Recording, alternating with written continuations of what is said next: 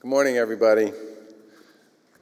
President Whitman, trustees, faculty, coaches, administrators, my three fellow honorees, Adam, Nancy, and John, family, friends, and soon-to-be graduates. I want to thank you very much for giving me this opportunity to speak with you today.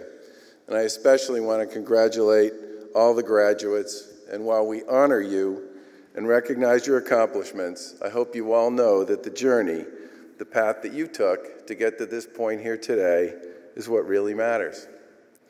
Now, true confessions, I've been to 3 of my own graduations: high school, college, and graduate school. I have no idea who spoke at my high school graduation. German Chancellor Helmut Kohl spoke at my college graduation. I have no idea what he said. And General Motors CEO Roger Smith spoke at my business school graduation, and I have no idea what he said either. So I recognize the extremely high bar I have to climb over today to say anything worthwhile. I know that most of the graduates got about 3 hours of sleep last night, and I'm all that stands between you and your diploma. So let's start with this. I'm sure you're wondering why the governor of Massachusetts was selected to be your commencement speaker. The answer to that question turns up in a news story that was written in the fall of 2014, 2 weeks before the election. The candidates were asked to respond to something called the Proust Questionnaire. It's not about issues, it was more of a personal survey. One of the questions was, what is your greatest regret? I answered, not going to Hamilton College. True.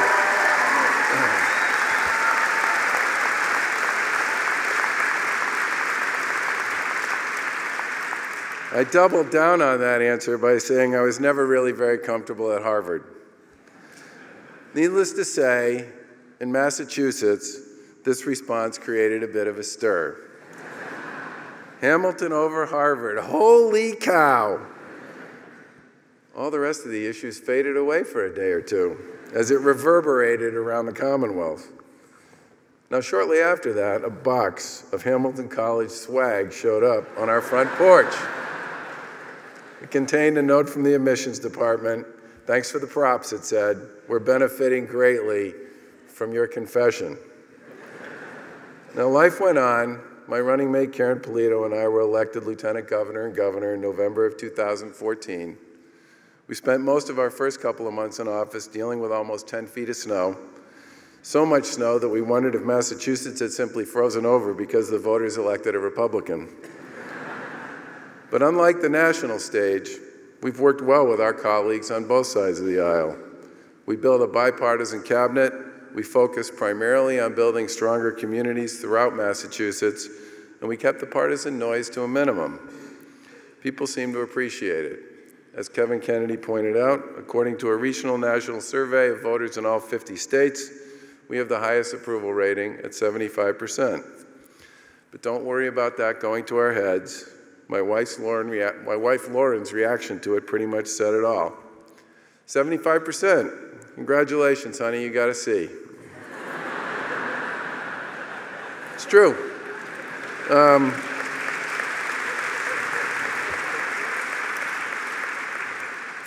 was not my first C, but thankfully the folks at Hamilton didn't need to see my transcript to invite me.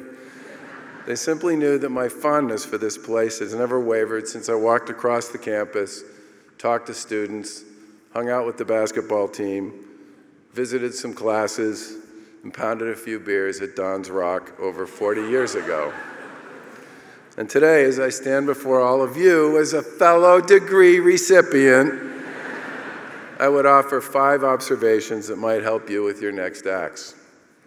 First, be soft on the people and hard on the issues. Good people can have honest disagreements. My mom, God rest her soul, was a diehard Democrat. My dad is a Republican, and the dinner table I grew up at was a laser light show of personalities, points of view, and lots of back and forth. I have friends who would not come to my house for a meal unless they were given a helmet. And my parents canceled each other's votes out for 60 years. My mom was actually kind of sick by the time I ran for governor, and I said, so, is this the year where you and Dad vote for the same person? And she said, you know, dear, it is a secret ballot.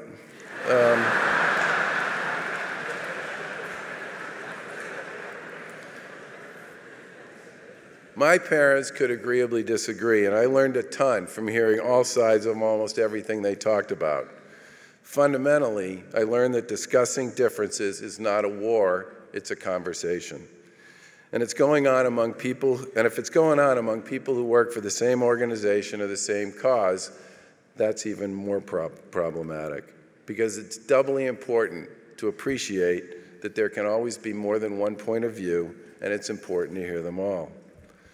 And while this may sound a little unusual, most of the time, people are debating means, not ends.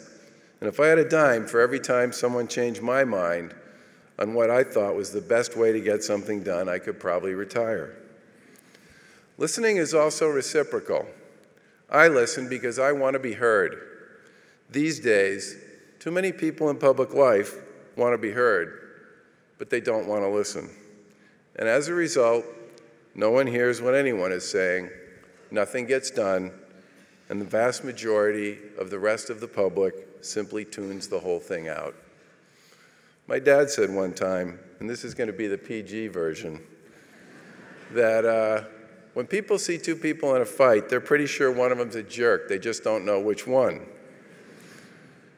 And it's important for all of us to keep that in mind as we grow up.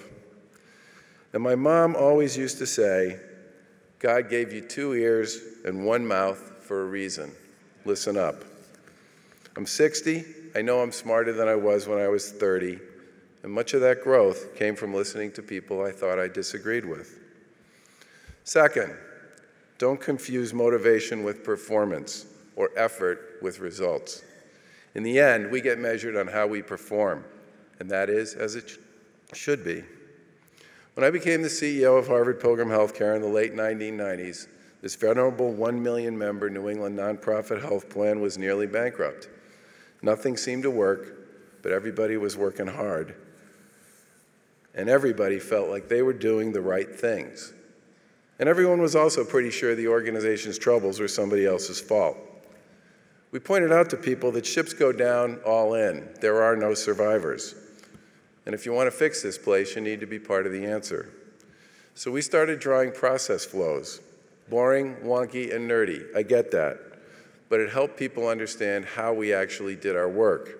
How did we actually sign up a hospital? How do we pay a claim? How did we sign up a physician group, a new employer? What happened when somebody called member services? At first, there was a lot of loud disagreement about who did what when because nobody really knew. But eventually, people would get to the point where they would understand, everybody would agree on the process, and then we'd all stand back and look at the way we did our work. And people's jaws would drop. No wonder we can't get anything done. No one could get anything done using the process that we were using in many cases. People could then focus on creating a process that made sense and worked. And while no one worked any harder after that, stuff got done. What you do is important, but how you do it is just as important. And an A plan with a C execution is just that. It's a C plan. Third, stretch yourself, and don't be afraid to fail. The great artist Michelangelo once said, "The greatest danger for most of us lies not in setting our aim too high and falling short, but in setting our aim too low and achieving our mark." Anybody who does anything that matters fails at some point along the way.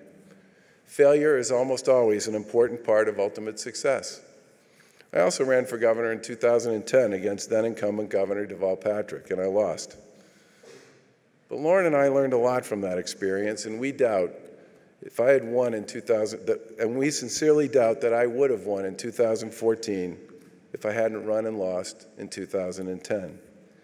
And early on in my career, I got counseled out of a job, not because I was horribly bad at it, but just because I wasn't very good. I was down about it, but a friend of mine said to me, "You know, there's a reason why the Germans make cars and the French make wine. It's what they're good at."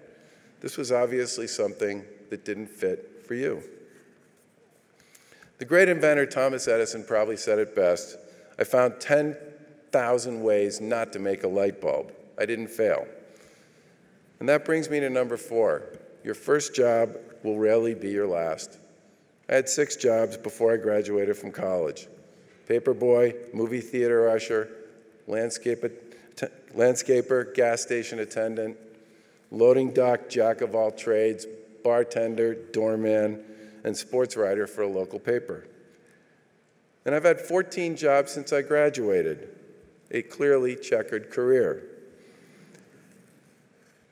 And some of the jobs were really about figuring out what I was good at and what I wasn't good at, and I learned a lot along the way.